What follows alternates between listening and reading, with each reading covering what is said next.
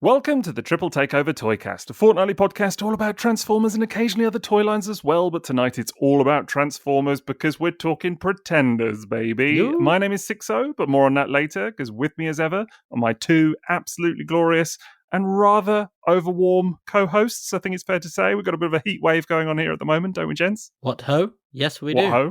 Yeah. What hot? What hot? It's all right in Hot Scotland. I'm all right, but as some listeners will know, I was in Turkey in 38 degrees last week, so It's all relative, isn't it? it's all relative, isn't it? That's Yeah. exactly. We say it's warm, but we're sort of pushing 30, let's be fair. Yeah, It's, that is, and that. Let's be honest, that is warm. I feel for you guys. You're a lot further south than I am, and I did see some meteorologists mention that it is sweltering. Yeah, out it's there. not so much the heat; So- it's the humidity and the lack of aircon. I think is the factor here. Yeah, Particularly when you're professional podcasters like us, because we have to close all the windows for this, which people may not appreciate. You know, for our craft, dedicated. Don't know how long that's going to last at this rate. Bloody hell. Exactly, I see yeah. you two turn to water and just Yeah. dissolve. Exactly. If it gets a bit echoey on the recording, you know that we've given into that one. But yeah, that's the kind of dedication we have. You know, just for our audience to make sure we get decent audio. Dedication's what you need. It's, If you want to be the best, either Chris Akabusi or the other. What was the guy? Roy thingy Castle. off- Yeah. Yeah. Rodriguez. Trumpet playing Roy Castle. Oh, So, there you go. I love that guy. Good. I heard he's quite fond of you too.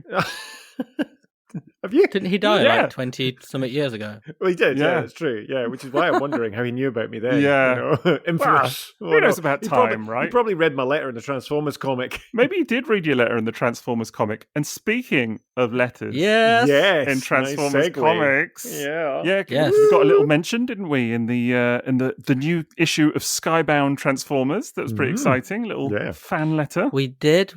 We made it to the letters pages, guys. We are legit now. We are officially in type. Oh, yeah, There you we go. are in print forever. Yeah, it's from the fantastic Mark J. Schultes. I think that's how you pronounce it. But he is on Instagram as the Nemesis Rises. He left a comment with a little winky face. Oh, really? Yesterday when I posted about it, and I thought maybe it's the guy. And then I thought, oh no, it doesn't say the Nemesis Rises Right.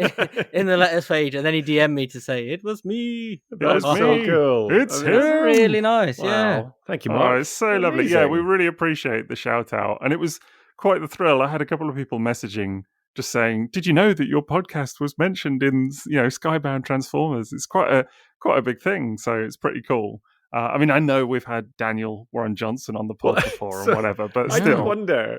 I imagine Daniel reading it and just going, "Ugh, no, those guys." I don't know. It's probably so long ago. He's like, who? Yeah, exactly. He had a great More than time on likely. you. Yeah. More than likely.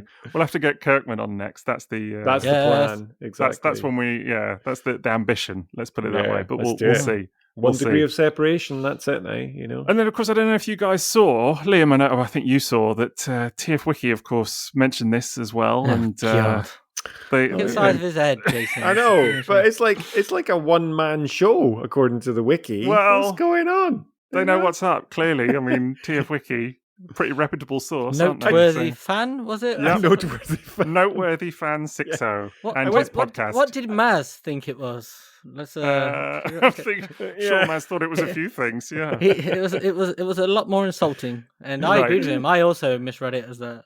Yeah, right. A few choice words were had, I'm sure. So I've been upgraded, you see, from older fan to noteworthy fan, which is Well, it's because I'm is the nice. older fan now. You know, Right. So The that's even older fan. the even older. Older yeah. than Liam fan. Liam, again, there's a mere slither of time, passage of That's how time time between you works. and me. So You're older than me, a year older than I am. So not a year, a year, no, months, A mere whole months. year. that's In not a how day. that's not how age works. Like if I was to ask you how old you were, it would be a 1-digit difference from mine. Those digits represented in years. No, but that's not true. Right now, it's true. Oh no, hang on, no, because you've had your birthday now, haven't you? So you've caught up. You've caught up again. Not yet. Oh no, it's later No, in my the year, birthday's isn't it? not till December. I'm I miles know. away, I'm dude. getting confused because we've only just given With you me your and presents Jesus. for the last Yeah, birthday. yeah, That's why I'm yeah, getting it's so an easy thing to confused. confuse you. Yeah, I'm getting confused of where we're at. But and I couldn't. I forgot that I'd even had my birthday the other day. Honestly, it just. That is definitely a sign of aging. Yeah, the months are just flowing by. They're just going. So it's going to be TF Nation in a couple of sleeps. I think. know. About a month, isn't it? Just over a month. Like a month ago, I started a thread so that we could discuss that, and then did you? Life took over. Yeah, he did. Yeah, he did. I'll look out for that, Jason. Yeah, exactly. Way back, it's really way back. Popping, man. It's absolutely so many ideas. That thread. I think we said. I think it says ideas here, and it is like just a blank page. Yeah, tumbleweed. That's the GIF I put in there. Well, it's all good. I'm sure we'll come up with something because we are at TF Nation in about a month's time, and we are doing a panel on the Friday. Yeah, come see us. Please do come and see us. It's going to be amazing. We got the best idea. Yeah, I'm sure it'll be really good fun. Really good fun. But tonight on the docket, we've got Pretenders, as I say. Now, before we get into it, I should mention that, of course, we are sponsored by tfsource.com as ever. So do go and check them out for all your Transformers needs. I don't think they've got any Pretenders in stock, but they've got lots of other stuff, fair to say.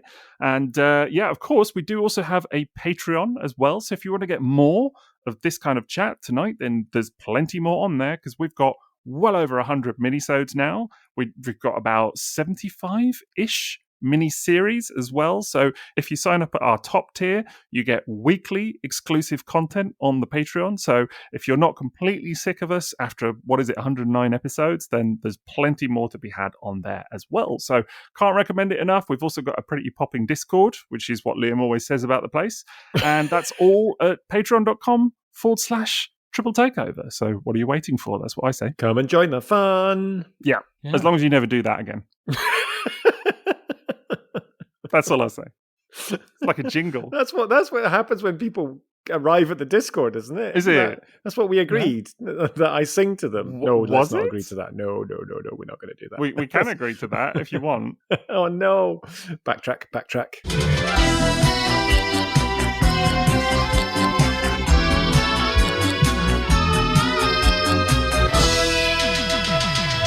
Right, well, let's get into it with Pretenders then anyway. Now, Tonight, we're going to talk about 1989. And I should say, actually, that this was a Patreon decision, wasn't it? Because we threw up a poll on our Discord and we just said, hey, folks, what do you want us to talk about in an upcoming episode? And we gave them several choices. I can't even remember what the other choices were. Well, it was kind of moot because Pretenders won by a mile, didn't it? Oh, it did win. Yeah, it won by quite a bit, honestly. Yeah. I was surprised because the others were... They were all non-G1, the others. Because I think we decided, let's throw out some really different topics on there. I know one was Legacy, Transformers Legacy, and no bugger. Well, a few people wanted that, but very few. It's too new. Yeah, maybe. Yeah, totally. Maybe. Did we have some beasts? We had some beasts in there, I think. There was a beast thing. I think it was Beast Wars Neo. Here we go. I found it. So we had 1989 Pretenders, which got 29% of the vote. Got Beast Wars Neo Maximals, which got 21%. Legacy Retrospective, 26%. Controversial Opinions, 24%. That was it. Controversial Opinions. Yeah. I said I wanted to hear a Jason controversial opinion. I think that's definitely curveballs right there. Yeah. I'd love to see what that looks like. I think. So, but another time maybe on those. So, but they did vote for 89 Pretenders. Now, having looked at this, we are going to slice it down a little bit further because, as it turns out, there are more 89 Pretenders than maybe we had thought. Because there's your Pretender Classics. There's your Monster Pretenders, there's your Ultras, your Megas, there's your Core guys, there's like quite a lot going on. So we're going to keep it to the kind of what we've termed the Core 6, which is kind of your normal size Pretenders, if you will. The sort of ones that, people won't be surprised, I think, to know which ones we're talking about when we get into it. But the others we will come back to another day, whether it's in another episode or mini-sode or whatever it might be. But we're going to stick on the Core 6 for tonight. Isn't that right, chaps? Yes. You know what? Just when you're talking about that, I didn't realize until looking at the wiki that these ones are called small Pretenders. Yeah, I think that's... Well, they are smaller than the 88. They are, yeah. Pretenders, aren't they? Quite considerably. Yeah. But still fairly sizable toys, though, to be fair. That's the thing, isn't it? They're a different style as well, aren't they? Like the very different. 88 ones, they're almost like the core robots are almost like action figures of people first, but they're like the A stance and the kind of slender body. They're designed to look like robots. They tend something. These are more like sort of vintage era G1 toys inside. Like Bludgeon's tank is very much like if his head could fall forward, it could be a limb. Yeah, totally. I always think of that. Yeah, absolutely. They're almost like mini bots in a way, aren't they? They're like if you had mini bots that turned into like a crab and stuff, and like little tanks and things, and then they just folded up and went inside a shell. And they're kind of about that size as well. I mean, they're pretty minuscule, the actual robots themselves. And of course, even the shells are a bit smaller, aren't they? Yeah. They are. It's true. It kind of always struck me as like almost like a little bit like the beginning of a course correction, you know, after 85 finished and they went into sort of space with 86. And then over that time, they got away from like the core vehicles, little robots, like the normal looking vehicles, that sort of thing. And it became kind of giant concepts and different things like this and monsters and whatever. This kind of felt like the beginning of them trying to bring back the smaller, just the regular looking Transformers, because we get the classics this year as well, don't we? So we get the Bumblebee and stuff like that. And it feels almost like they've gone, Transformers is definitely dying now. Let's try and bring it back to what made it successful and see if that's interesting. Yeah. I hadn't thought of that. With these guys, I definitely agree on the classics. There was, which is a whole other topic, but there was definitely a feeling at this point, wasn't there, of like do something to kind of get people interested. To revitalize it. Exactly. You kind of got that slight sense about it. Were you massively aware of them at the time? These toys, I was. Yeah.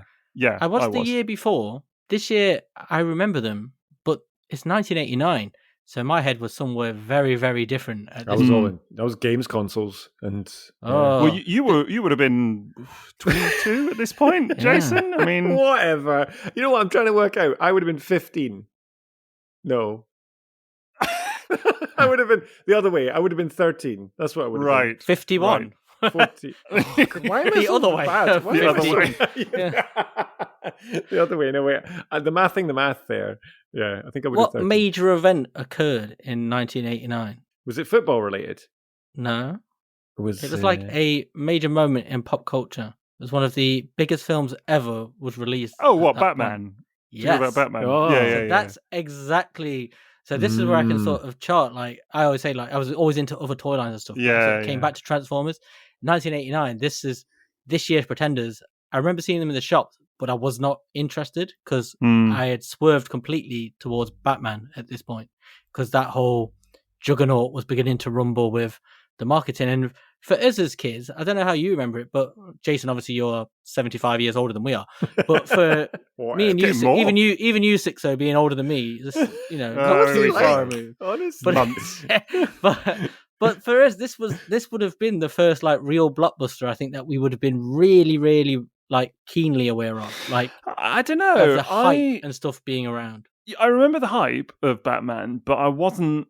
I don't think I saw it at the cinema. I don't think I did. I didn't. I saw it in a pirate video. Yeah, I would have been too young for that. But I remember like it was like the marketing blitz was like my first real like whoa, it's on everything like crisp packets, adverts left, right, and center, every magazine cover, every newspaper. It was one of those first films that I really remember being absolutely everywhere. But it's very much of its time. It was like the biggest thing that had happened, I think. Like that, it was very much like the ultra marketing blitz in a way that had not been done before. I remember all of that, definitely. I think what's weird for me about 89 specifically is that I was the same age then as my son is now, 7 years old. Oh, wow. And That's cool. It's so strange to kind of consider because, obviously then you have you look at them at that age and you think, my God, you know what I mean? It's funny to kind of work out what they're going to remember and what's kind of going into their brains. And it does kind of cast your mind back to how things were for you at that age. Do you know what I mean? I was thinking about today. And coincidentally, we sat and we watched some G1 cartoon this evening as well. We watched Desertion of the Dinobots, which he loved, by the way. And it's just so funny because that's kind of got me thinking now. I don't think I was that aware of Batman at the time. Like I remember it, and I do remember a bit of the kind of blitz around it and seeing it in, on TV and whatever. Maybe I don't know, but it definitely hadn't kind of taken up my focus, if you like. Transformers was still very in for me at this point. It had me. I still have the movie book. I don't have the cards anymore, but they got lost in a house move. But at this point, I was all in on everything. I was consumed by everything because it was everywhere. I remember, I don't know if it was Whatsits. It was one of the. I was thinking of it as Whatsits, where there was a crisp packet thing, and you collected the crisp packets, and you could get a Batmobile. And I never got it, but I had a good go. Full size, life size. Yeah. Flame on the back, flames, and all, machine guns, everything. Amazing. Totally. I think Maz had that Batmobile. It was the Ertl one, so you could buy it anyway. But I think Maz had it because we've had this conversation before. I think he got it from the crisp packets. Sounds like a Maz thing to do. I don't remember this, and I'm just thinking as well that my son is pretty close to the same age that I was then as well. Right now, by like half a year, right? 35.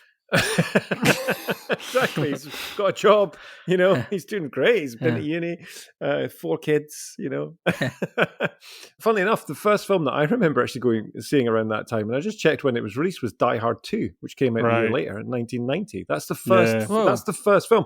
But the first film you saw? Well, not the first film that I saw, but the first film that I really distinctly remember going to the cinema with my friend Andrew and seeing that. And I don't remember seeing Batman. I do remember the kind of posters and stuff like that as well. But just going back to Pretenders, I do not remember seeing Pretenders in shops in Scotland during that time. And I was back up here then.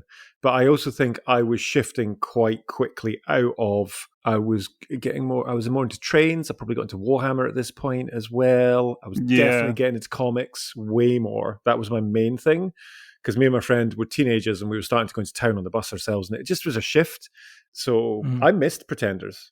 And I've talked about this before, but I wasn't interested in, and Transformers at that point for me was very much waning as well. Yeah. I mean, you were still reading the comic though, weren't you, Jason? Yeah, I was. I was well into comics, and I was well into, I kept getting the UK Transformers comics. So I remember, I found out about Bludgeon because of the stories that Simon Furman was writing around that character. And I loved that. It was great. And he became such a core part of the story through right to the end.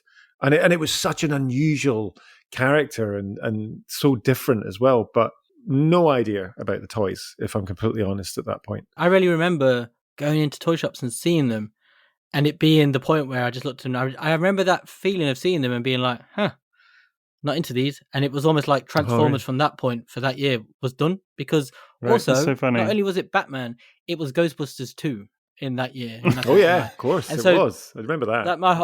That was my thing in that year. I always remember that Christmas was just Ghostbusters and Batman stuff. I don't think there were any Transformers or anything, and I think that would probably be one of the first Christmases with nothing like that. But I very distinctly remember going into it. It was a shop called Zodiac Toys in Nottingham. I remember just seeing the Transformers, and it was just this almost like a light bulb went off, and it was like, yeah, not into that now. And it was it'd been waning. I'd had some of the Pretenders, but it'd been waning and still picking up little bits and bobs. But this was the first time where it was just almost like I looked at them with a very different eye of yeah. I'm still every now and again picking up the comic, but it was full force ahead on Batman and Ghostbusters 2.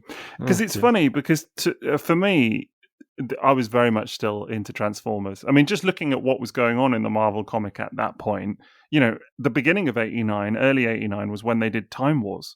That is a huge part. I mean, you're still talking the early 200s in terms of the comic. And obviously it ran to 332. Yeah. So there's still plenty of time, there's a lot of time left on that comic run. Yeah, totally. It's also Teenage Mutant Ninja Turtles as well, wasn't it? That's right. So there was. I did get that comic for a while as well. Turtles was the big sea change, I think, in a lot of things. Turtles was the big disruptor in terms of toy lines and stuff anyway.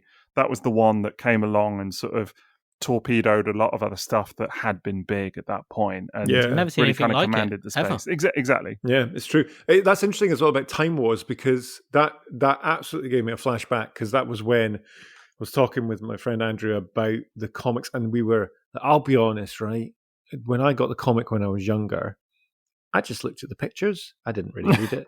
I was just skimming it through, I was more interested in drawing the Transformers and doing all that and all that kind of stuff than reading it. And then when I went back and actually read it, and by that point I wasn't reading the comic, but also it was different. That was when we were getting these longer arcs, and that's when I really got into it, as in just the storylines and with Simon Furman and Jeff Senior coming in. That's peak Transformers for me at that point. But I was seeing it through different eyes, getting a bit older, I think, at that point as well. No, I could understand that.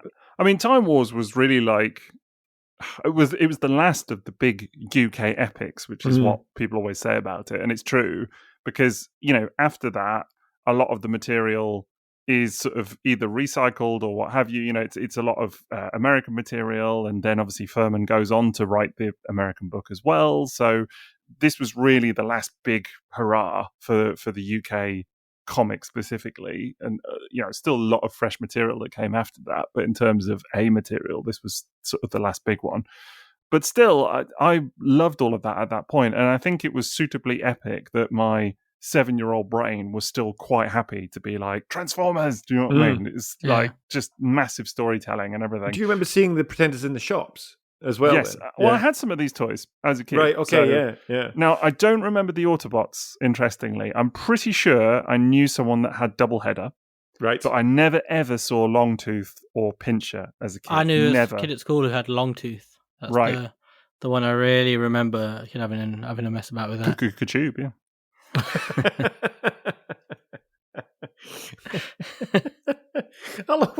That's one of the comics I'll always remember, where he's got that big harpoon. Yeah, he's got the spear. Yeah, and he's just like the old Captain Ahab. Yeah, it's thing, such a weird story. It's brilliant. It's a weird comic, definitely. But no, I did have some of the Decepticons, so I pretty sure I had Bludgeon. Really? Yeah. Wow. And I know I had Octopunch. Like I absolutely know I did. So I think at this point I was probably getting more Transformers than before in a way. Like I didn't have like tons, but I said before on the pod that I had a lot of secondhand Transformers as a kid, but also Transformers was the main toys. Yeah, it was like the biggest toy line that I had as a kid, without a doubt. Well, do you know, the thing is for me, and I've mentioned this on the podcast, and I've said to you guys as well when we've been at TFN, that a big thing for me is that these toys passed me by. And then when I went back to them when my son was born, and he was like kind of 3-4 years old, and I have never loved rediscovering a line ever in Transformers. It was just like, because I totally dismissed them. You've never loved it more, do you mean? Like Yeah, as in now I love it more than I realised. Yeah. I was going to say, because the way you said was, I've never loved it. And I was like, that's what I figured. I've never loved it. No, I loved this it is the more curveball than we're I waiting realised. for. Yeah, it was, and it was partly my son taking them out and lining them all up. But it was the play value of these toys that completely passed me by because of the age that I was, right? You know, I was like, I'm not playing with toys, blah, blah, blah, reading comics and all that kind of stuff secretly. But they are like amazing designs, like so creative, really cool. So cool. Big chunky toys. Yes, they're not posable. Their arms move right in the shells and stuff like that. It doesn't matter. There's just like those little robots inside. The fun factor of it all that I constantly go on about within the Transformers line. But I remember it so vividly when I started getting them again, and then with Sebastian playing with them, and just the fun we had. I'm kind of amazed that I did miss it, but I do genuinely think it was partly because they just weren't getting stocked. And I think, Liam, what you're saying about like definitely Teenage Mutant Ninja Turtles or Hero Turtles as it was for us. Turtles are totally taken over. Yeah, it really did. Transformers was dead at school and everywhere, man. It was basically just felt like a comic that you saw sometimes at this point. Yeah, I think that's fair. Absolutely. Yeah. You'll notice that my faith never wavered. I stuck with it. That's why you're on the wiki. Yeah, exactly. That's how you get to be a worthy fan. Yeah, exactly. You got to believe. You got to believe. Exactly. Yeah, got to stick with it through thick and thin. Keep the faith. None of these fair weather fans, that's just no like good. Dropping in and out. It's funny because coming into this, I was thinking about the toys and stuff and how well we know them now, but like it hadn't really struck me like what a moment in time it turned out to be, like, of change. Like, it hadn't even occurred to me like at this point. Yeah, it would have been everyone was in Turtles. Transformers had, because we always talk about how there was, after the 86 movie, it starts to feel like there's a decline, doesn't it? It's quite gradual, but then it suddenly speeds up and you get Micromasters and it's great again. That's what it feels like. Then all of a sudden it's almost like it starts to die and it's here and you're like, it was like the Turtles and there was Batman and all these other things kicking off. It's and true. Things just felt bigger, didn't they? We were starting to get really big, massive, major marketing events that turning everyone's heads every few months. This is only 1 year from the end, of course, of Transformers, in North America anyway. I know it carried on everywhere else, but for... Does therefore anywhere else exist? Isn't that just like... Exactly.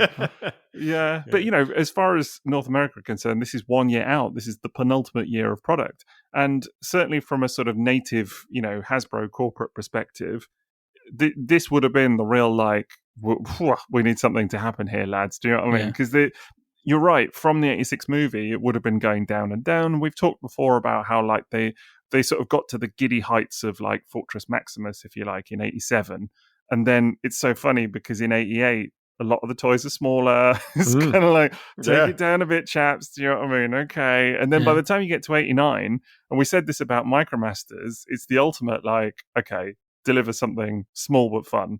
Yeah, and a bit copy different. that. Yeah, because it was as well with the Micromasters the first time that they kind of copied something that another brand was doing. So, but that is interesting though with Pretenders, because when you think about Teenage Mutant and this action figure, kind of, we've got like. You've kind of touched on something, Liam, about we got Teenage Mutant Hero Turtles, Ninja Turtles in the rest of the world. Don't call it Hero Turtles, or Americans will be writing in to say, "What?" Well, that's the better name. I know. But it is the real name. I like it too. I like the Teenage Mutant Hero Turtles. I agree. They are heroes. It's a sea change, though, isn't it? Like, because you have Turtles, and then because everything's influenced by Turtles, you then start getting like the next few years are all toy lines similar to Turtles. So then you started getting action figure style, like Toxic Crusaders, Bucky O'Hare. It's all those turtle sort of sized figures. Somewhere in here they relaunch He-Man as the New Adventures of He-Man, and again with bigger figures and stuff. But everything starts the trend change, and I think they leave Transformers behind here for a generation of kids. They start not graduating, but moving on to like big action figures. It's kind of that Turtles vibe of kind of almost like gross out toys, with veins. Kind of like it's all animals mutated into things, street sharks, and everything follows that path for a bit before changing again in the earlier 90s and stuff. But it's really hard to kind of realize that sort of where the disconnect really happens with Transformers for myself. And it's true. Imagine a lot of people it is Turtles, because that suddenly just everybody became really obsessed with that for like a couple of years, and it was like a real like everything else you just looked at it. And it's like that feeling I was saying about the Pretenders. I just remember exactly seeing it was double header. Is it double header? Double header. Double header and Bludgeon and Power Pinch. Is it Pincher? Pincher. I think but I just remember seeing them and looking at them, and it just was like a switch when it was like, not interested in these anymore. Transformers, that's gone. Whoa. Turtles and everything else, Batman, and it's a real change in time, isn't it? But I think it goes to show, like, I can get that. We're all still into Transformers now, and like I didn't really go far from it because it was the next year I was still back into it. But it's that it shows you what it's like for kids with toy lines. We do age out of stuff, and most people do, and it tails off, and you move on to something else. And it's kind of like the time we live in now. Like the brand is so focused on us again, like older people, and holding on to that kind of segment rather than kids aging out of it. It's an interesting one, though. I don't know if you guys get this, but when I mention that I'm a Transformers collector, a toy collector, to people, and I've done it recently, having met lots of new people and all that kind of stuff, and it's just something that I intro myself quite often when I'm either doing work or whatever. And the people I end up talking to, and pretty much irrespective of age, unless they're really, really young, but even then, there'll still be an overlap. They have a memory of a Transformer. That's what they'll say, and it's really interesting because it's quite often Ultra Magnus, but it is but they call it. Oh, I had the white Optimus Prime. That's the thing, and you immediately know the kind of age of that person. Doesn't really happen with Pretenders. People don't mention that. I had the one that looks like Burt Reynolds naked. Well, there is. Had the one that looks like James Roberts. How about that? Yeah, exactly. It's so true. That's exactly. Talk about that, I'm sure. It's absolutely perfect. It really does look like James. Splits open to reveal Nick Roche inside. As if you could contain Nick Roche inside there. Never. Transforms into a little artist desk or a pool table. Yeah, exactly. A posable lamp. Remember, he had that giant. The huge lamp. Yeah. But it was always interesting when people had that memory, and people would talk about Teenage Mutant Ninja Turtles, or they'll talk about different toy lines, but not necessarily. And maybe it's just the world that I'm in that I'm kind of seeing that, but. There's always that kind of standout character that people will know within Transformers because it did last for so long as well. And it is normally the earlier ones. And even the younger folk, I was running like a workshop with some young people ages ago, and this wee boy had a Transformer as well. And it was original G1. He got it off his dad. And he was just like this kind of, it was Beachcomber. And he'd been passed in, knew all about it. Amazing. But Pretenders for me were never that one that were. They don't seem to be as fondly remembered, and it is a bit divisive. I find for Pretenders as well. But they don't have the fiction in the same way. The ones like Beachcomber, all the ones, the early ones, they have the cartoon, and I think that goes so far into making that's very character true. Memorable, doesn't it? If you'd have had Pretenders in the cartoon, it would have been more of a thing. It is that, like, it's really hard to understate or overstate how important like fiction is for things like that, for toy lines, because like the later ones come and go and you get some of the best toys, but nobody really remembers them because they don't latch onto the imagination the same way. They don't have that kind of full personality and life where they can, like Optimus Prime is omnipresent in everything because he's in everything and everybody knows him. The same with Starscream. Like, people remember Starscream not because of the toy. Everybody remembers the character, even if they don't the toy. It's so true. It's the character that's attached to it, and that comes almost entirely from the cartoon for most people. Yeah, it's so true. I think there's a couple of things here that are really interesting, which is, I agree. A lot of it is about the cartoon. Pretenders weren't in the cartoon, so purely and simply, they're not as A-list.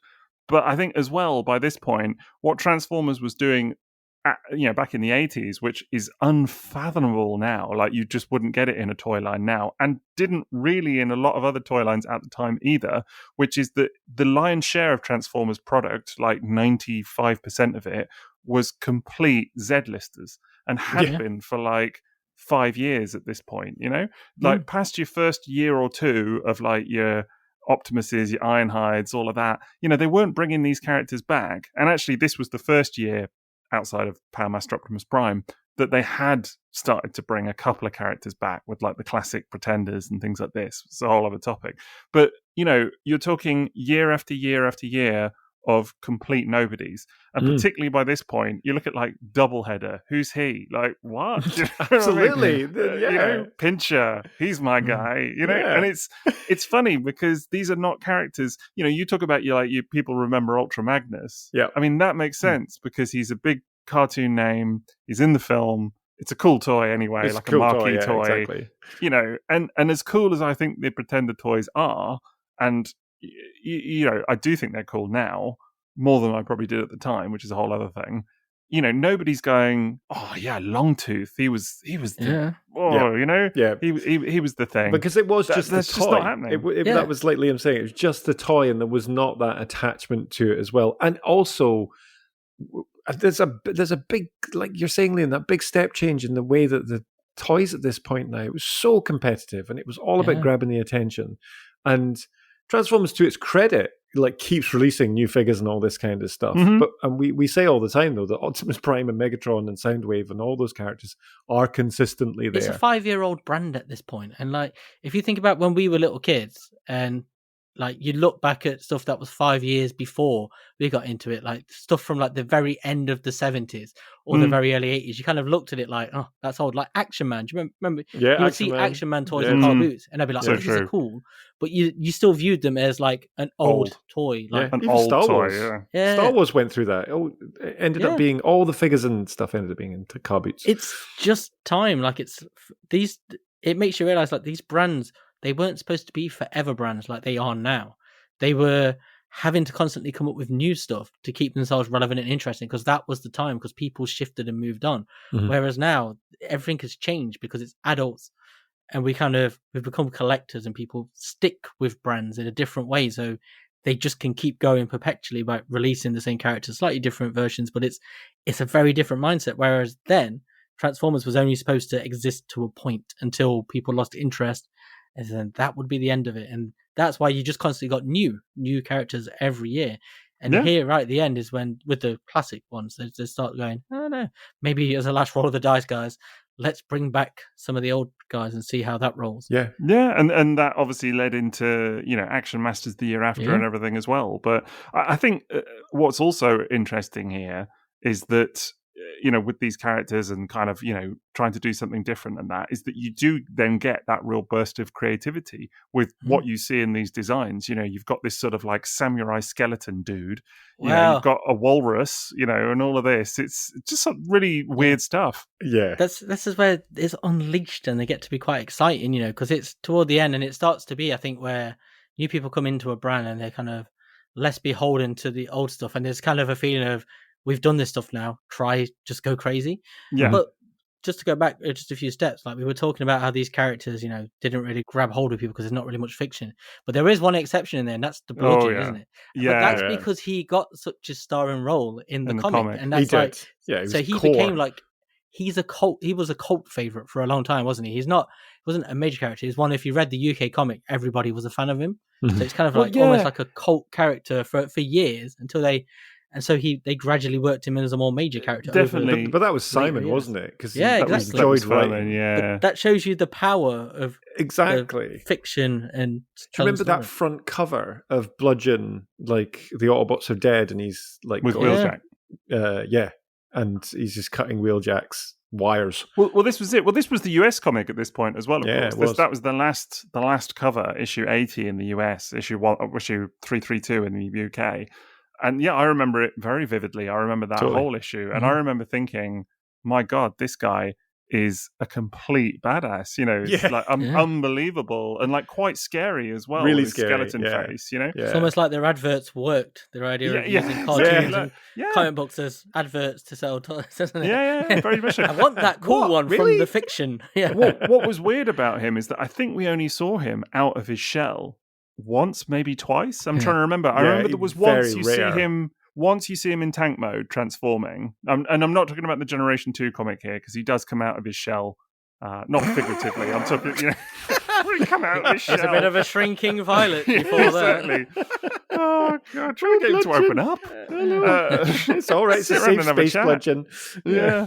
But no, he does appear out of his shell in Generation 2. But I think in the original comic, I think it's only twice from memory. I'd need to check. But it's very rare event. So his whole fictional deal was based around his shell appearance. And I think this is interesting in itself, because this character has gone on to become a franchise mainstay. I mean, everybody knows Bludgeon, pretty much. I mean, he's even been in like Cyberverse and things like this more recently. He's had various toys over the years as well. Third party have done toys of him also. So he is, I don't want to say he's like a breakout character, but he's definitely hung around. Established, like a real established character. Yeah, exactly. So I would put him as a character up there with the on the Decepticon side with your Megatron, Starscream, Soundwave for me. So I wouldn't put him that high. No. Personally, in the rankings, I think second to third tier. Yeah, Decepticon. I think he's maybe he's in B or that C. echelon, But the reason I put him up there though is because of the character that Simon created. That's why, right? Because he became so. I'm not talking about toy. I'm talking about just character now. And what you were going back to is that he's the one who got the depth to him. And I see. Like, as in, you'd rank him that high based on your perception of how good a character he is. Exactly. Right. Okay. Yeah. I was thinking like how recognizable he is. No, it's purely just on how they developed that character and how it became so integral. And it was really interesting because it filled a gap in the Decepticon ranks that, as reading it and growing up with it, I wasn't really aware was there. But now when we're reading stuff like Skybound and you get these absolutely maniacal characters and these really quite scary characters as well, and evil characters that came out of IDW line, it was a trailblazer from a character point of view for the Decepticon line, because otherwise it was all just the same, if you know what I mean, right? Yeah, I do know. He helps age the comic up a little bit, I think. Yeah, gives Simon an opportunity to add something slightly more mature in terms of a character, and he's a little bit darker and more menacing, and it feels like there's a recognition that our audience is aging a bit, and it's a chance for Simon to do a character that kind of feels more appropriate for aging a that nails it audience. For me, actually, because I was that person, right? And I just checked because I was trying to work out what was going on in my life, and you know how I struggle with time quite often. But my Commodore Amiga 500 had been released 2 years prior to this. So and that's where Batman was for me. I was playing the Batman computer game on my Amiga at that age, and that was taking over all of my life at that time as well. So it was really interesting that the one thing that was keeping me in Transformers was the comic. That was it. It was not the toys at this point. And I do think that I would say that Bludgeon is a recognizable character in that way. I would put him, as you said, Liam, sort of B or C tier in terms of recognizability, and bearing in mind that like very few characters in Transformers are A tier, right? Like you've got your Prime, Megatron, Starscream, Bumblebee, like Soundwave. There are very few beyond that would maybe sit in the A tier. There's a lot at the B tier. Like your Thundercrackers and people like this. Yeah, are kind of in the B tier for me. Bludgeon could maybe crack the B tier, but might be C. I don't know. But he's definitely of the kind of later era G1 characters. I think he's the biggest. Certainly, just for the way he kind of has come back and everything else. Thunderwing was also from the same year in terms of toys, was also a big deal in the comic. Yeah. And has come back since, but not in the same way as Bludgeon, I don't think. Yeah, that's a good point actually as well, because again, it had some pretty good storylines revolving around that character as well, but just didn't have that level of impact. Possibly. I don't know why though, because it's a great character. But again, from a toy point of view, no awareness of either of these. That's so interesting. Yeah.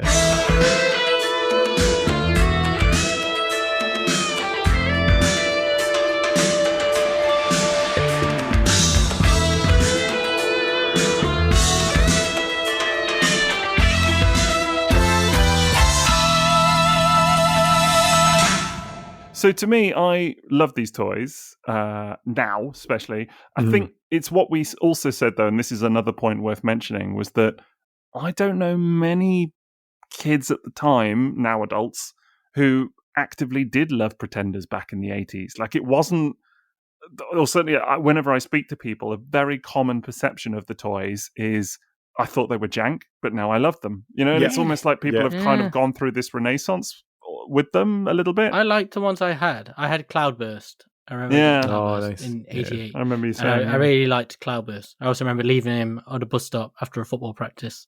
Oh. And that's how he got lost. Oh, you never got him back? Oh, that's awful. Oh, I hate a lost toy. Did that burst your bubble? My head must have been in the clouds when I was... Yeah, well, oh my goodness. Yeah. But no, I do think it's true. I think general perception of the toys was not overwhelmingly positive. Like, they always just felt like very unusual. And the second year, I think, was certainly from my perspective, they felt a little bit more. It's what you said earlier, Liam, like a bit more recognizable as Transformers somehow, just because the individual robot modes felt a little bit more like classic Transformers in a way. I don't know.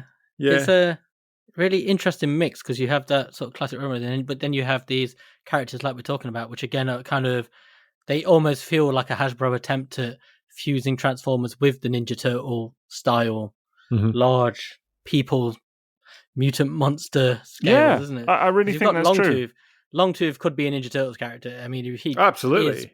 Everything about him is that. Bludgeon could be Doubleheader. They all could really, every single one. The universe. So it's so true. It's funny because you think these are 89 Turtles lands in America at the end of 87. So you wonder if, as that was blowing up in 88, like, they go in, do that, and that's why that shift.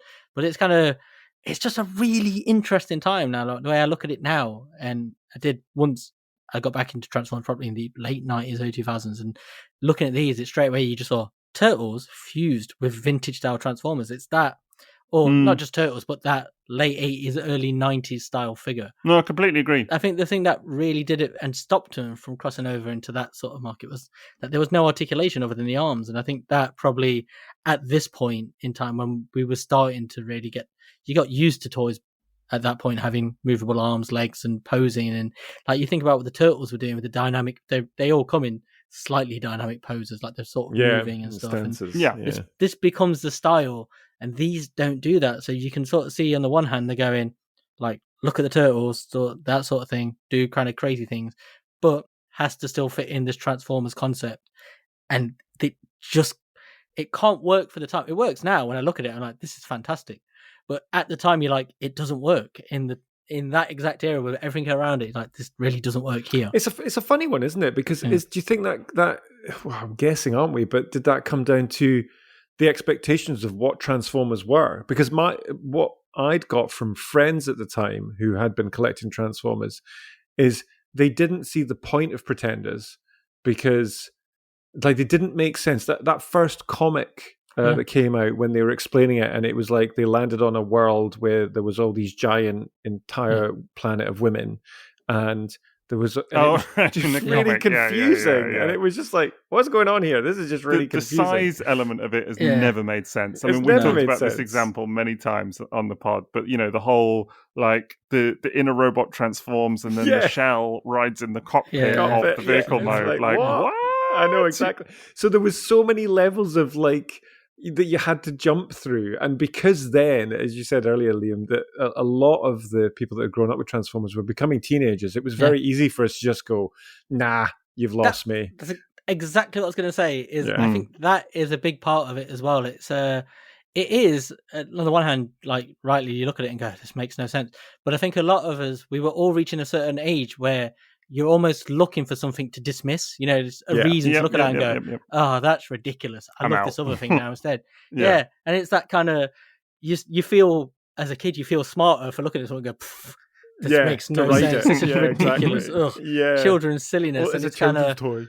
So I think they kind of fall victim to that. And whereas now, as you get older, you have a different appreciation of it. You go, it's so delightfully bonkers. You do. It is bonkers. And you kind of embrace that a little bit more as you get older. There's such a level of creativity with them. There really is. Character designs and what they're doing. And the fact that they're almost like going vintage. It's like a melding of two worlds that like now I look at it and go, this is amazing. But at the time, it was rare to look at them and go, this is gone. This is weird. Nobody cares. There's everything else is better now. I mean, for as much as we are saying that there are some similarities with the robot modes, though, Still, you take a toy like Bludgeon or Longtooth and put it on a table next to, I don't know, G1 Blue Streak, and that's a chasm, isn't it? It is. It is. But how are they related? When I'm looking at Longtooth, though, and I hesitate to make to comparison because here we go. But Jason, that's because you're getting a bit long in the tooth, Jason. But Longtooth. Longtooth's robot alt mode, if you like, does that remind you of a certain mini Autobot? Because it does me, right? What, Wheelie? I see Wheelie in that guy, right? Yeah, I see I what you're have saying. done. Yeah. And it's a Wheelie that I would have liked to have seen because it's really... It's better than Wheelie. Detail. It's better than Wheelie, yeah. It's like, but it's a different kind of style. It's not dog shit, so... Yes, exactly. It's not dog shit. No, but it does have that kind of vibe to it. But then you go to like Octopunch, and we need to talk about his head sculpt for the Pretender mode because that's just unbelievable. I've never seen Wheelie in Longtooth at all. It always made me think of a Quick Switch, the boat. Yeah, mode. there is that. Yeah, I would give you that as well. It's that kind of duck car, kind of aquatic car. It's a bit of a mode, duck car, yeah. Yeah, totally. But it's just that kind of like I'm a futuristic car kind of thing. But I think it works really well as well. But then in this line, with Octopunch, you've got the massive pincered scorpion guy going on as well. Yeah. It's such a weird line, and I mean, there's so much to say about these toys. The one thing I do want to acknowledge, of course, is that you've got this real oddity around the alternate modes and the sort of shell designs and everything as well. So, I mean, I presume you guys, Liam, I think we've talked about it before. You've heard the whole kind of swap theory going on here of what happened with these toys, right? Yeah. Have you come across this, Jace? So I think you mentioned this previously as well, but remind me. There's a bit of a theory, and I love this. I do think that there is something to this, although it's not necessarily a given. Yeah. So if you look at it, you've got on the Decepticon side, you've got Bludgeon is a tank, a vehicle, and then you've got the other two turn into animals for the core robots, right? So that's already a little bit odd. But then on the good guy, you've got two vehicles, and you've got Pincher that turns into an animal. So you've got two cars or two vehicles and an animal on one side and two animals and a vehicle on the other. So that's a little bit strange to start with. Longtooth has a skull on his belt as well. Right. I've always thought this is Decepticon. This is it. Well, that's it. Then you get to the point, you've got the skull thing, which we'll talk about, but you've also got, on the good guy side, you've got two human shells and one animal shell, which is Longtooth, which has got the skull on his little waistband thing. And then on the bad guy side, you've got two kind of animally scary monster shells. And then you've got the human shell, which is Stranglehold. And again, there's this sort of thing with the skull theme going on, because if you look at Octopunch... He's got it on his belt. He's got a little skull on his. Obviously, Bludgeon has the skull as his face. So, I don't know. It's not a complete sort of obviousness where it's like, oh, this guy must have been a bad guy and this guy must have been a good guy, and they swapped them. I don't think that sort of sits necessarily as obviously as people might make it out, but there's absolutely something here with like a bit of oddity and lack of logic to the line, if you like, the little six toys. But it's an interesting one as well, because if this did happen, did this come down to a practical thing of what fitted inside in each shell? But we've gone back to double header. I've always liked the fact that double header is, and it is such a. Who are those twins? That Jedward? Well, not those ones. Melissa and Thingy from Funhouse. Yeah. Wow. No, still not getting there. I can't remember. I will come back to it at some point. But the Olsons?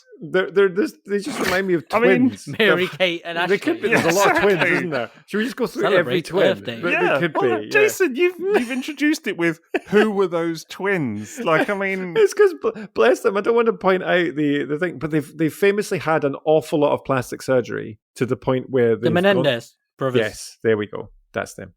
The ones who killed their parents. No, is that there? Oh no, I did not know this bit of the story. Rewind quick. This is nothing like them. This is a friend. Anyway, they look nothing like twins. What a comparison, Jason. Gosh. It was an innocent comparison. But I love the fact that Doubleheader has two humanoid heads, but is a twin-headed jet as well. Yes, yeah. Thematically, it works. No need to do that, but of course you would, because that's just a bit of genius design, so it reflects what the exterior. It's a cool one, definitely. I think as well, stuff like Doubleheader really kind of pushes the robots in disguise concept a little bit, because it's like, so what's the point of the shell then? Is it to look like a human and blend in? Because you got two heads, mate. Like, what's happening here? Who knows? This idea, man, like this, I think this is where they really were. I think you can see they are looking at other toys and they're going, do that with no care at all for fiction. Like, they never really did anyway, because toys were all different sizes, but these make zero sense in the concept of anything. They like the bios and stuff, and like in the fiction that they were going to appear in the comics and stuff. You're like, these can't make sense in any world other than just crazy fun toys that are disconnected from everything else. Yeah, because there's no scale in G1; it's all over the place. But no, these are a very egregious example, and I think it's the most stark looking one where you can see them looking across at other toys and being like, focus on this sort of size toy like that. But I completely agree with that. I completely agree. Because even the 88 Pretenders were weird and wacky, but you could just about squint and make it work fiction-wise, right? Totally. Like, it just about...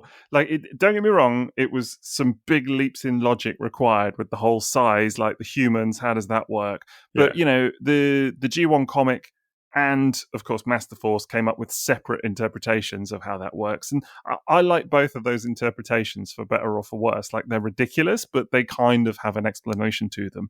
But when you get to these guys, there is no logic or explanation. No. It is just like, one of the dudes looks like a skeleton samurai now, and the other's a walrus, and this guy's got two heads. And I love Master Force for the fact that they give them an extra mode as well, as if it isn't enough. Yeah. A normal human... Then they go into the suit, and then they have the robot. Yeah, totally. It's like an outfit. Yeah. I just love in Master Force the implication that they're just wandering around like normal humans, and it's just always so odd to me of like that they go to work and things like this. They're like wearing business attire, and exactly. Just go out for lunch, and it's just so odd. Like, I don't know, it's like a whole rabbit hole of thinking about what that means and is sort of in universe. But these guys, there's none of that at all. But the ones that are like so kind of off the wall eccentric, but the one that I keep coming back to more often than not is Stranglehold. I was just going to say, in a way, he's the weirdest. Like, in so many ways. Naked with this, like, what is the thing on his back that is literally in his flesh, right? What, the red thing? It's kind of like his white backpack. His backpack thing. Massive backpack, but it's in his body. It's like part of his flesh. And that's what all the Pretenders seems to have. When you look at them, it's they basically have these blocks, don't they? That sort of like the body. If you look at all of the like even there's like wide Cloudburst bit. and those guys, when you look at the back, they have Yeah. those ginormous Square block. butts, square Yeah, to ginormous fit. butts, isn't it? Yeah, to 'Cause fit it's the robot. the shell. It's got a great ass. got a big square, you got a big block. It's got a But, great Like your ass has been ass. chiseled from granite. Give me that squeeze. But I think that's one of the things I've always liked about Stranglehold is like there you sort of see it's almost like they've tried to work it in as like a fictional kind of like, you know, a fusion of, you sort of see there's a robot bit at the back Yeah. and then a human flesh sort of carapace that goes over the front, you know, It's like true. it's that kind of like the way they've sort of used Pretenders in later years is it's some kind of like living shell sort of thing, isn't it? It's like always like some kind of bioorganism, and I think this is one of the first times we're sort of seeing that kind of almost like Terminator style, you know. Yeah, It is a you see the little robot, bit. the ripped flesh, organic kinda, mix. But it is the most porn moustache you will ever see on a toy. It's Tom Burt Selleck, Reynolds all man. over, isn't it? It's Tom definitely Tom Selleck. Selleck. Yeah. Tom Selleck, Which yeah. is disturbing because my dad used to get compared to Tom Selleck an awful lot as well. Did he dress like this? Is that... Frequently, yes. Is this an action figure of your dad, Jason? This is my dad. They modelled it on Jason's him. dad. He used to carry me in that backpack. It's the Scottish one. Strangle, oh no! Strangle, no! Strangle, oh no! Pop a little kilt round him. Honestly, I Yeah, want to I'm see gonna do that. Stranglehold in a kilt now. I want you to get him a little Shall I kilt dye made. my? I have a very similar moustache to my dad. Shall I dye my moustache like I did for a party a few years ago and shave my beard and turn up like Strangled to TFN? There we go. Yes, I Answer on a want to see postcard. you in this outfit on stage. That means Liam you can two come as need to do- Cloudburst. Yeah. Oh, definitely. I Yeah. can find a red shell suit. But he just somewhere. won't turn up because he's lost it. He's at a bus stop somewhere. Right, That's true. I've lost That's myself. true. You Yeah. can really see with Stranglehold what Sixo was talking about earlier about the swap theory, because when you look at it and the bot he comes with, you look at it there and you feel like they are all interchangeable, like the way they all come.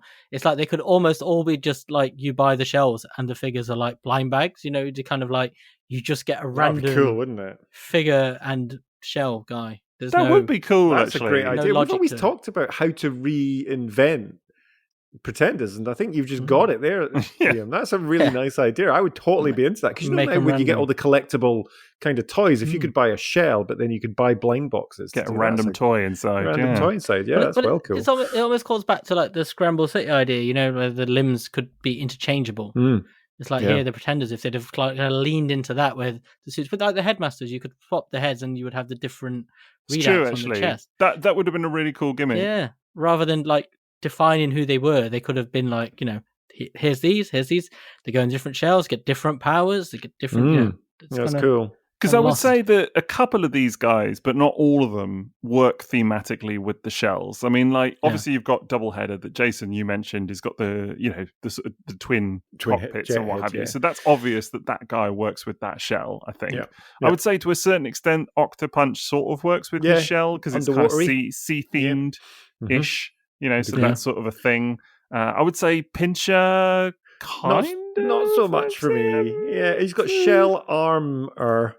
Yeah. But it's not as strong with the other ones. Like Stranglehold is really. It's a shell of a guy. Yes. It's funny, isn't it? Because we were saying about how there's like a connection to Turtles, and the amount of times we've used the word shell in this Yes, episode. true. Good point. Actually, very good point. These are heroes in a full shell. Yeah. Yeah. But I think by that, when you get to this point, they do become a bit interchangeable. Whereas I think the previous year of Pretenders, Yeah. certainly a lot of them felt quite themed with the shell, didn't they? Like Cloudburst Yeah. was a jet, but has kind of got a sort of like a pilot look almost. Maybe I'm reaching a little bit, but like it felt like the shells sort of fit in a little bit more thematically, maybe. But Yeah. I don't know. Maybe I'm reaching. It's funny a bit, because you but- can imagine these being swapped at the last minute, or like Yeah. one guy's done the smaller robots and one guy's done the shells, and then it's a bit like the Sunstreakers and Sideswipe situation, with the names being flipped and stuff like that at the last minute, them changing stuff. Look I at think here, it and was you can something. totally see. No, stick that guy with that guy. Those colors are so different. It's like it's an idea. It's two different toys that go together rather than it looking like one toy, if you know what I mean. Yeah, Yeah. I totally think there must have been something. I mean, don't get me wrong, these toys, and for the benefit of anybody that's not familiar with these toys, you can't interchange them. You know, it is Yeah, they don't one fit. toy fits in one shell very Yeah. much. So, but I think that maybe at the concept stage they were switched. I don't know. Yeah. Yeah. The one that's always struck me is Bludgeon, you know, because he's a tank Hmm. with a samurai armor. It's a very honorable, like, notion of they have this, they fight in a very honourable way. Then he turns into a big giant artillery thing that obliterates everything in its path indiscriminately. Exactly. Samurai pizza tank, yeah. They should go. Oh, Jesus Christ! That's funny. You're like almost like that one should go with Tom Selleck because he looks American and tanks feel like a very American way. That would have worked doing actually. Yeah, that would have worked. Whereas you feel like Bludgeon would have been one of the animals or something, sleeker or kind of. I just googled what a walrus eats as its diet because I wanted to check, and they do eat crabs. So I feel that it would make sense to then put the crab inside Longtooth because he's eating it, right? That's how it's working. This is the science. I love your brain, Jason. Honestly, I never thought we'd be sitting here in a heat wave and you would be saying to me, "It makes sense to put the crab inside the walrus." Yeah, it's like logic because that's what he'd eat. Yeah. God, this is the logical. This podcast was very different when we had Maz on. I can tell you. Oh, no. He'd be doing that face right now. That kind of. Yeah. What? He'd be tapping his wrist to tell us to move on. I think doing that kind of speed up traveling thing. When you're watching football, like you don't, but like the referee has time to get on with it. They do that. Maz always did that. Yeah, very much so.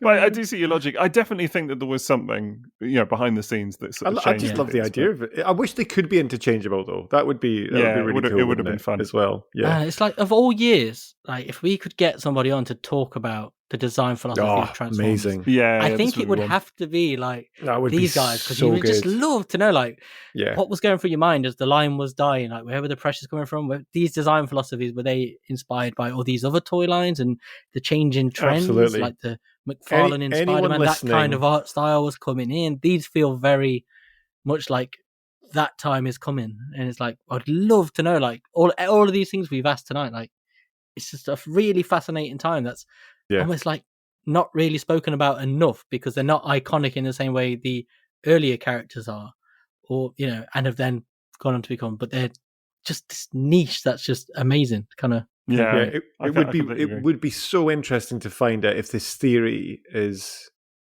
true. That they did get changed, or it's all just become rumor or whatever. Something as well. Yeah, definitely. And they're just such odd little toys, and I think now, honestly, as a collector now, I think these are great.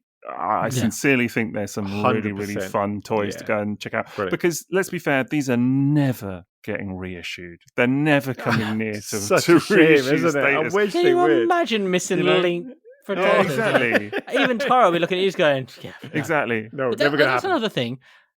Were these released in Japan? I don't think they were. With it. Ooh, that's a really good question. No, I'm not sure they were either. I don't think they were. They did the Master US. Force characters, but I don't think the Bludgeon, Stranglehold, and these guys. No, I don't think I think these were skipped. I think you're right. Yeah, I think you are right. Which is unusual by itself, but they just exist in a really weird space, like in a really odd point. Before Action Masters and all of that, these are like the last original characters in many ways, of the original Transformers line in North America anyway. And they just stand out as such an oddity. They don't fit with the old stuff. They don't fit with anything else that was really happening at the time. Even by the standard of Pretenders, they're sort of weird as well. Like they don't really sort of fit with the previous year's Pretenders in many ways. They're just sort of 6 very idiosyncratic toys that stand apart from anything else we've ever really had in Transformers. And even the logic between the 6 toys is quite broken, really. Like, from one to the next, it's like, what's happening here? Stuff like the fact that you can remove Octopunch's helmet and then you've got this freaky face underneath and things like that. Unbelievable. Yeah. Which is such a weird detail but none of the other toys have that. Some of them have helmets, but you can just tell, it's like what you were saying earlier, Liam, like Octopunch, I just look at and think that was somebody being told, do what you want, just go crazy, just go crazy, get with creative, get happy, crazy, make a horror-themed underwater guy. Do you know? Just go back to what you said, Liam. Actually, I'm just going on the wiki because I wanted to know about that for the Japan release, and it says here that the first wave of regular Pretenders was released by Takara in the Master Yeah, Force yeah. line. The first wave, but the second wave wasn't. Yeah, these quite are the 89, aren't they? The 88 ones are because they're all Master Force. That's 88 though, Jace, because that's totally. That's like your fin backs and things like this. Bomb burst, cloud burst, all those ones. Yeah, but nothing else was, which is kind of it's amazing. So even then, when Japan's basically like, yeah, not for us. See you later. That's interesting, isn't it? Yeah. It's mad. These don't get released, but you get Metal Hawk. Yeah, you know what I mean? True. Yeah. Blue Bacchus and things like that. Yeah. But even then, I just think if you sit like Stranglehold or Bludgeon next to Metal Hawk, they're very different toys. Yeah. So different stylistically and everything. These are some of the most American Transformers, I feel. Yeah, they really are. Yeah, they are. They really are. I think that's and quite desirable now. I mean, like getting a mint Bludgeon now. Oh, yeah. Is very hard. Nightmare juice. It really is. Yeah, very expensive, very hard. Even when I got mine, it was sort of prospect at the time, but now it's sort of out of sight for a lot of people. You know? It is a lot. And they've all got little bits, little shields, guns, and things which are hard to lose. Those tiny little guns, because they. I was re-listening to one of our episodes actually when I was flying over on holiday, and it was when we were talking about getting accessories, and one of the things I cited was, like, do you buy a mint figure and get the accessories later? And one thing I cited was about my Pretenders, because a lot of them I got, I didn't realize that the little guns, because they're so tiny, they just peg inside the shell. Yeah, there's a little pit for them in the shell. So more often than not, you get these things, but you never see it. You either put it in a bag in a little really useful box, or you peg it inside and that's it. But you just know it's there. But it's like Longtooth and his little back part to his little backpack bit, which is, if you don't have that, which I don't, it's integral to his vehicle mode. So his vehicle looks broken and little bits like that. So yeah, it's not really good otherwise, is it? It's really bad. Gosh. Really, really bad. Really bad. Yeah, really bad. Really bad. But yeah, I mean, just in summary, really, I guess, just what a weird year of toys. I just think that all 6 of them are absolutely fascinating. To me, they're almost some of the most interesting Transformers toys of the era. There's just such a sort of oddity and idiosyncrasy about all of them. And I just think there's a lot that we clearly don't know about how they were made. So I agree. If ever we got the chance to find some of that out, I think it'd be absolutely fascinating. Would be amazing. Love that. Bring it on.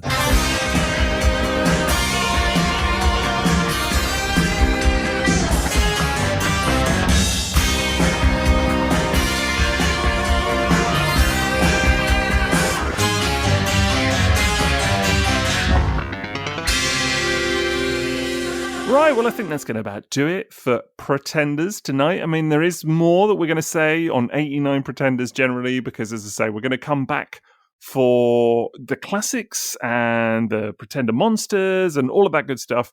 Whether it's in mini-sodes or episodes or whatever it's going to be, we'll find out another day. But we'll absolutely come back for some of that. My only thing that I think we didn't mention enough is how much like James Roberts' Pincher really looks. Because honestly, just, it's identical, separated at birth. Honestly. I'm looking at a picture of it now. I might try and get one at TFN and get to sign it. I posted that. I posted that on Twitter many moons ago, and it was one of my most successful tweets ever, purely because James did his best to ignore it. Yeah, because he's probably had it so many times, bless him. But, I think he loves it being mentioned. I'm sure if you went up to him, Liam, and said, "Could you sign this?" I bet he'd be do it. thrilled. Sign absolutely the shell. Thrilled. Yeah. We should get commission Nick at some point to draw a picture of James as we were on a mission to get Nick a Pretender last year. What did we get him in the end? Cloudburst, didn't we? Who's the red guy? We got the red guy. Cloudburst. It was Cloudburst. Yeah, we did. There was a mission. Yes, it was for his son. There? For his son. I was going to say his son wanted a Cloudburst, I think. Yeah, and we succeeded. We did. Yeah. Give us another mission this year, Nick. That's always fun. But yeah, anyway, so if you do want to get more like this, then you should get on our Patreon, of course, which we mentioned earlier, but that is at patreon.com/Triple Takeover. And there are many glorious tiers on there of stuff, everything from early access to episodes such as this, up to, and sometimes even slightly more than a week early, which is very exciting by itself. We do also have a pretty popping Discord full of lots of lively debate. And the Discord, man, I was looking through some of there's so many channels on there. I was looking through some of them the other day and I was like, wow, there's like a whole sort of Discord culture and scene that just takes place without us even being involved with it now, really. Do you know what I mean? Like, it's really sort of taken on a life of its own, which is so cool. It really has. Yeah, When I got back, because I couldn't get access to it when I was on holiday, and I got back, and it was so lovely to return to it and just seeing what you'd all been chatting about, the things that I'd missed that had been released, a lot of people getting their cordons and sunstreakers from Missing Link. It was really nice. I have to say, Jason, I enjoyed your message in our chat where you were like, "Oh, you're saying something about like you were checking the tracking or something." It was like, "But you're in Turkey. You're not even going to be at home when they knock on the door." Do you know what it was? So I'll tell you what it was, Liam. I was so worried because the postman likes to put it in our green bin, which is the cardboard recycling. And our green bin was due to go out. And I was like, I hope our neighbours don't come round and put the bin out. You know, I was just like, no, put it out. So I got Kelly, my partner, to check the bin 3 times before she put it out, even though it said it hadn't been delivered and I knew it was coming. But yeah, what a journey that was. Meanwhile, in England, we had a whole good few days because if you've heard the last episode, which Jason, I know you haven't, you'll have heard that at the time of recording, yes, here we go. At the time of recording, Liam had yet to procure himself a Missing Link cordon and sunstreaker, having not pre-ordered them because he forgot and probably fell in a ditch or something. But instead, it was pointed out to him off pod whilst we were recording with Maz that they were still in stock at one of the UK sites. So he went and bought himself a set on the evening.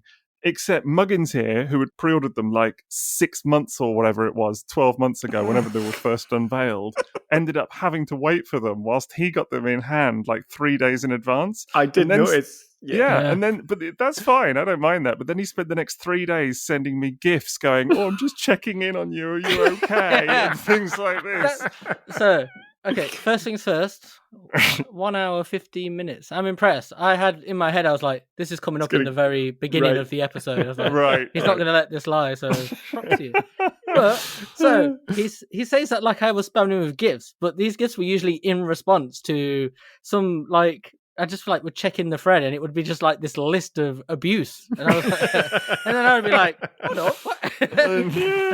No, that's not true. I was like, man, Sixo, it's like, he's like desperate. He's used to getting it first. That's why. But by the time he gets them, to me, it was old news. Like, they were retro by that point. I was like, it's done.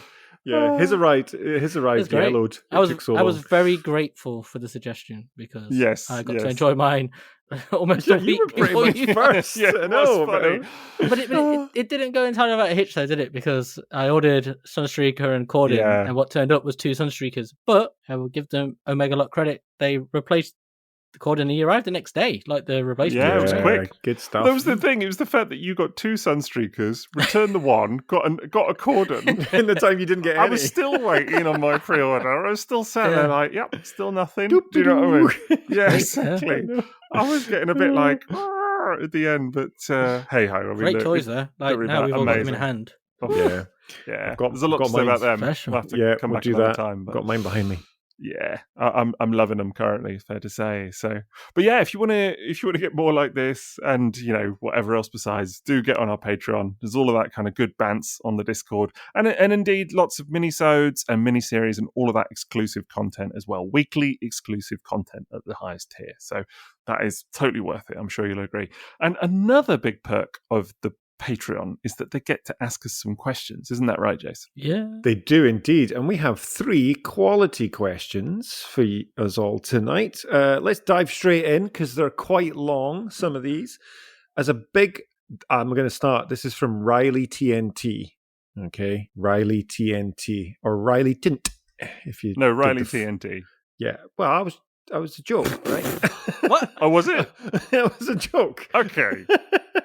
I knew it was Riley TNT, but I was doing his full title, Riley Tint, because that's how you'd read it if you're me. So, Riley TNT. As a big Titanic nerd, I would love to see a Transformer turn into a beautiful ship. However, there is the obvious caveat that the Titanic was involved in one of the most infamous tragedies in history. So turning such a notorious vessel into a cool robot may come off as a bit insensitive on Hasbro's part.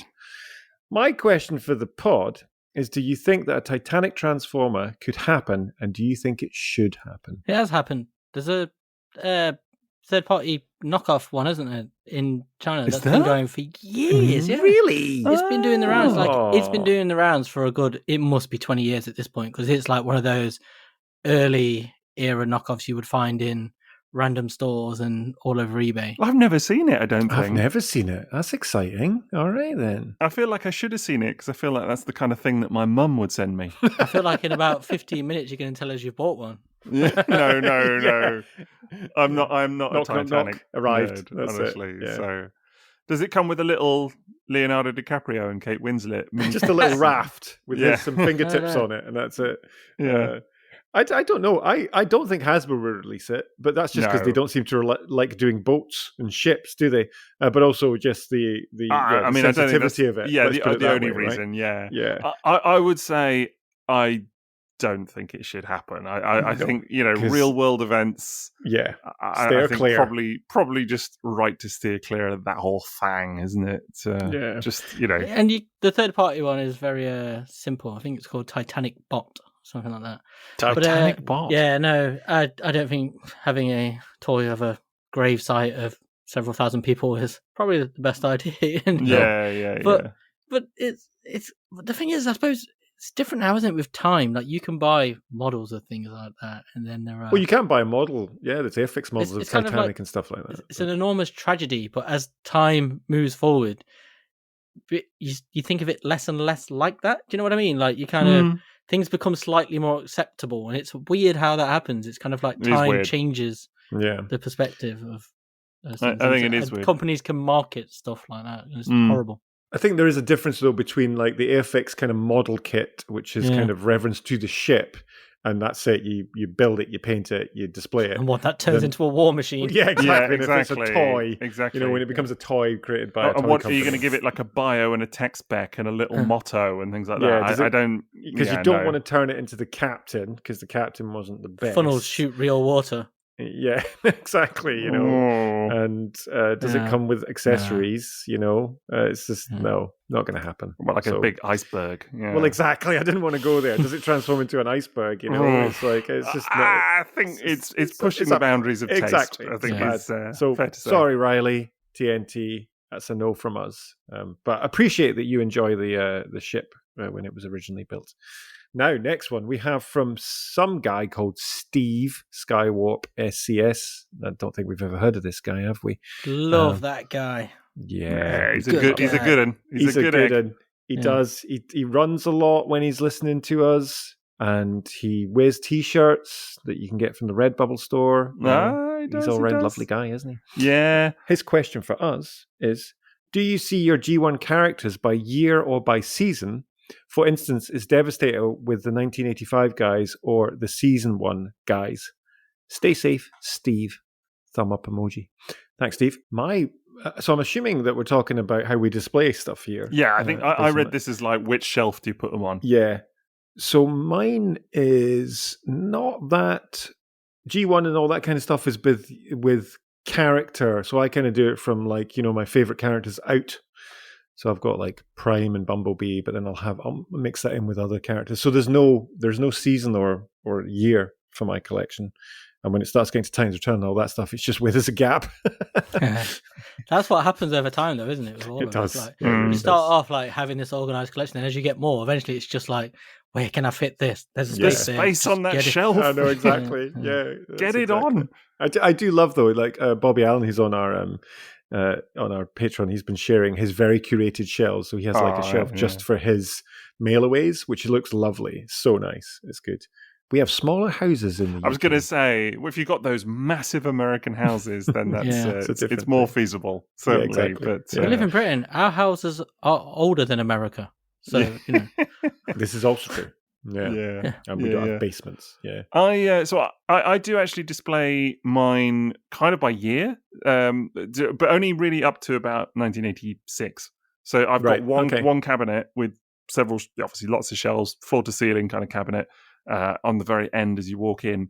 And that has got 1984, 85, 86, Autobots, and then Decepticons underneath. Although I was looking at maybe mixing it up a little bit recently. Past that, I'm not worried, So like I tend to put like Headmasters together and, Target Masters and all of that kind of stuff and Japanese G1 and whatever. but yeah, certainly for those first 3 years, they sit by year on each shelf. Yeah. Just because, I don't know, it's kind of neat, I guess. That's what you like. Yeah, that's cool.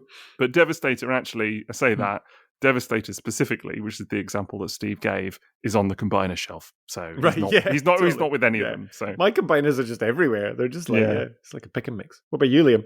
So when I read this question, I thought he meant about how we talk about them, how you view those characters, like you view them as season 1 guys, or like in the concepts of 85 guys. Because I was thinking, like, my attitude to that has changed over the years. Like, if this would have been 10, 15 years ago, I would have always talked about them in the terms of season 1 characters and season 2 characters, season 3.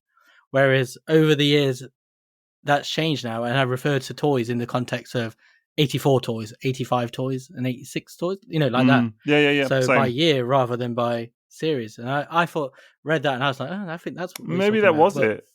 But in terms of displaying and stuff, it's like I'd very loosely try and keep it to, it is very much that kind of, because that's just still how I view the Transformers, is that 84, 85, then movie, and then it's like a break. So I always try and keep them as like 84 and 85 season 1 and 2 together, because I feel like they're the same. And then pretty the much next shelf down would be 86 on, basically. Yeah. Like, to me, that's the break. It's between there, and then that's the 2 eras, how I just separate them. Yeah, it's an interesting one, that one, because it does. I think really it just comes down to space for me. Yeah. That's the ultimate thing. Space dictates all. Yeah, exactly. Final question. This is from Kyler Wilmoth tonight as well. Question also for a good pod. Question for the end of the pod segment. How often do you guys feel FOMO influences your toy buying habits? I've found myself... There's a HasLab. Well, exactly. Yeah, right. Once a year. Yeah. Oh, exactly. I found myself working up the courage to pay $200 US for Missing Link Sentinel Prime, as it's the only way to get here at the moment. It's a ridiculous sum, but 10 years from now, I'm sure I'll be happy I did it. FOMO strikes again. It's a valid point. What about you, Liam? So, again, there are 2 parts to this, because I used to for a long time, until quite recently, over time of doing this podcast, and having accumulated so much stuff now, I notice as stuff's come in, I'm not bothering pre-ordering, or I'm letting a lot more stuff go. Whereas before, I'd be like, see a picture and be like, oh no, I've got to get it. But now it's really changed. It used to completely be controlled, and my life was overruled by FOMO when it came to buying toys and stuff. Like, you kind of felt like, and at Sixo, you'll understand this as well. Like when we did articles and stuff like, and photos, there's a slight pressure. The FOMO is a different kind of FOMO, because you kind of feel like you've got to get in, and it's not just content. It's like you want to be part of that, what's going on, because you get excited and you want to be taking the photos, and that's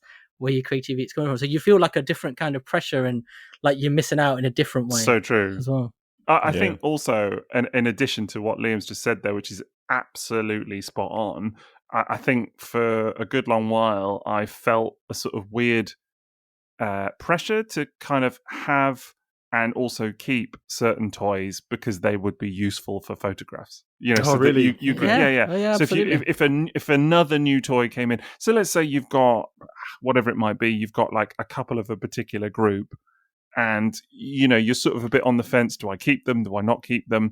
The feeling would be like, but what if they make the third guy? What if they make the third? And then it's like, I want to take a picture of that, and I haven't got the other 2 anymore, and it's like it won't be a complete photograph, and it's and that's a weird place to be, because it's like, why am I keeping these actually, like, for some theoretical experience for one photo that I might take, and like, is it really that important? Do you know what I mean? And I think a bit like Liam, I've sort of broken that actually, and sort of, to be honest, flipping over to a lot of Generation stuff now, in terms of day-to-day collecting modern stuff, that has helped to break it a bit as well, with the way Generations is at the moment, and so scattergun. I think that's helpful in got to pick and choose. I was exactly that. It was what I was going to say, in allowing you to just pick and choose what you want. 100% agree with that, because before, when it was churning out all the G1 characters and that was basically it for a while, you kind of felt like I needed to get those because I wanted the cast and thingy. Whereas now they've started really chucking the other stuff. For me, it's been fantastic, because it's changed my mindset to that now. It's like, oh, just pick up the other thing. But there's like even stuff like Silverbolt, which I have 2 of the aerial bots, and instead of rushing out to get it, I still haven't bothered. It's probably going to change in the next 10 minutes now I've remembered. But but like a Star Convoy is like 2 or 3 years ago, I would have been like, that I have to get that, and I have to get it. Now I'm still debating whether I want it because it's so big and I have so many big toys, and now is the pressure of it's big. Space has really affected me at the minute. And your perspective changes over time or stuff like that, I think. It's so true. Yeah. I was really tested this week. I'm going to be completely honest about this, with FOMO especially, about that Johnny Player Special Rhino. I love that that's what it's become now. It's not actually Johnny Player Special, but it may as well be. May as well look at it, yeah. But, the Loyal Subjects obviously they're doing the new mask line, and they released an exclusive repaint on their website of the Rhino, or the Mobile Defense Unit as they're calling it. It's the Rhino. And it's in black with like gold, and it's just beautiful. I think it looks amazing.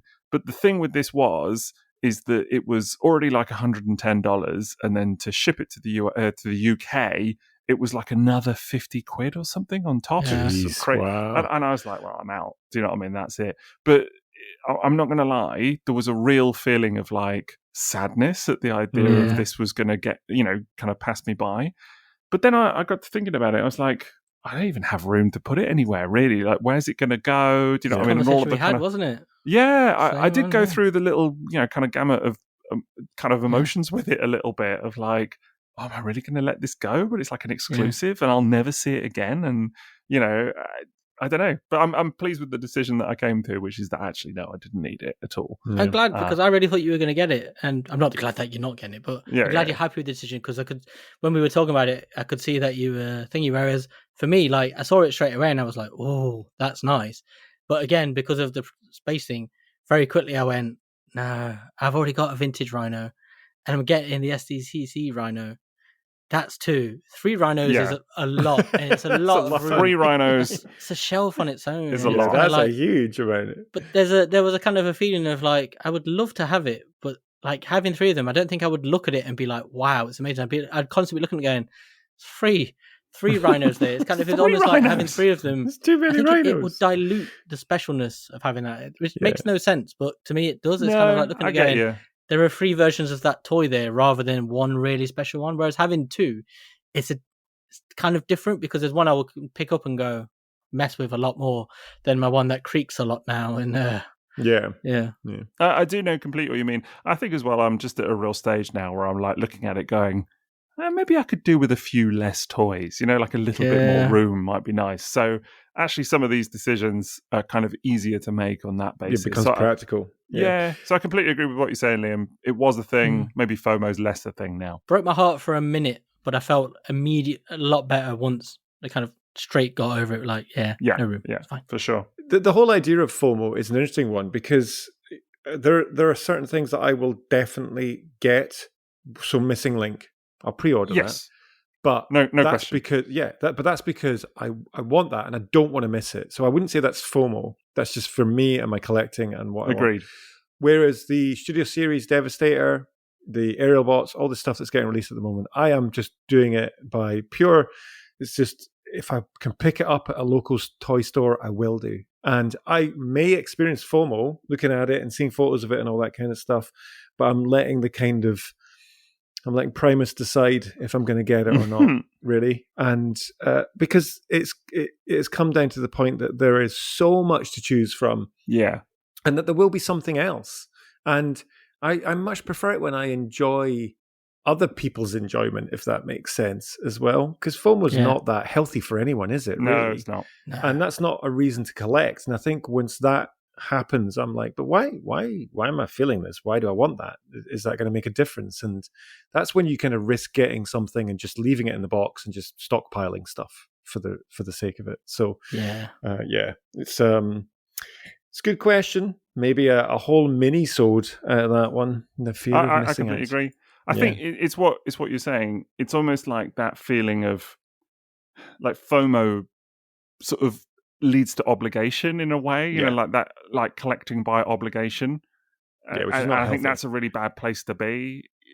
And I think if you can kind of recognize I'm collecting stuff because it feels obligatory, that it's time to step back a little bit and do that's something hoarding. about that. Yeah, exactly. Yeah. It's like FOMO leads to obligation leads to hoarding. Hoarding leads to hate, and hate leads to suffering, and suffering leads to the dark side. Hate leads to suffering. That should be in a movie, That sounds perfect. I just came up with it. That's What good. was the other one? Like Fear. Fear attracts the fearful, the strong, the weak, the innocent. Fear is my ally. That's the Phantom Menace, and I still remember that from that's recording really good. the advert off Channel 5 when they first released the trailer. I watched it 17,000 times. 70, that many? Yeah. Just exactly. Relentlessly for like months before the film. Thanks to Kyler, and thanks to Steve, and thanks to Riley for those questions. Superb, guys. Super stuff. Thank you very much for that, indeed. And you can send in your own question if indeed you're a patron of ours. We do accept them. We've got a little mailbag. Jason's mailbag there is a little rustle through once every fortnight. And here we go. Sees what we've got coming in. But send in your own questions. And if you're not a patron of ours, you can go and have a look at patreon.com/Triple Takeover and get in on the action. But you can also find us online. Fair to say, we are out there in the ether. We're Triple Takeover. We're on Instagram. Where are we? YouTube, Facebook, Instagram Twitter, again, twice. Blue Sky. X. Maybe, not really. X, TikTok. Blue Sky, all the things. I'm on all those things too. Yeah. Me too. But go to jasonwagner.co.uk. Brilliant website. A website? A website? Is it a website? And then where are you, I'm Liam? Toybox Soapbox anywhere there's that. Woo! Is that right? Yeah. Anywhere. Drop. Anywhere. Yeah. Anywhere, all the places. doesn't it? Yep. Sure about that? Yep. Absolutely everywhere. Threads. Yeah, yes, I am on Threads. Oh, you're on Threads? I haven't posted on it. No, there was that whole phase when everybody jumped to Threads when everyone was it on first Threads. came out. And now I just see it repeatedly, like, when I'm on Instagram and it's like the fifth notification you go down. Somebody recently posted on Threads that you might enjoy this. No. And then you click on it by mistake, thinking it's a link to something else, and you're like, oh, for God's sake. That really annoys me because I don't have Facebook, I don't have Threads, so it just ends up just trying to do things that I don't want it to do. It's very frustrating. Yeah, it's weird. Who is still posting on there? I know. Yeah. Social media, eh? What a load of crap. Social tedium, more like. Yeah, so true. I'm on there all the time posting. Go out and touch grass, man. It's what people need to do.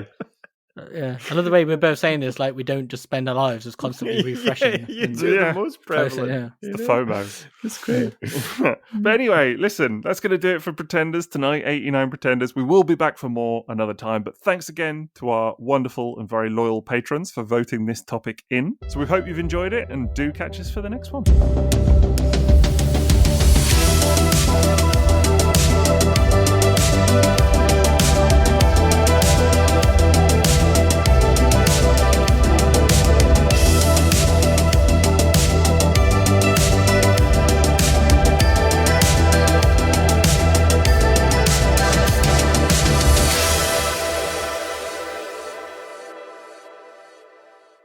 She got a great ass.